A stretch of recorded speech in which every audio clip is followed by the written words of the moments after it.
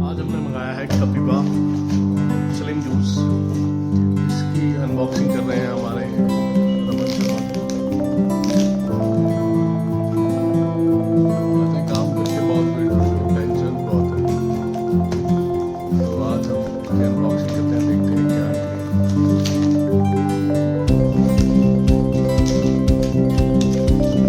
कुछ बिल है,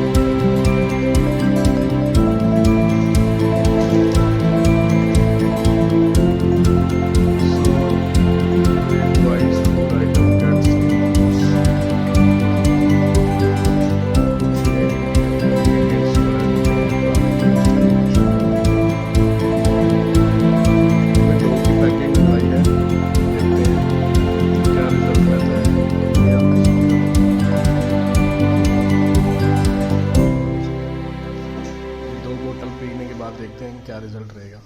जल्दी ही आपको रिव्यू का फीडबैक देंगे। Thank you.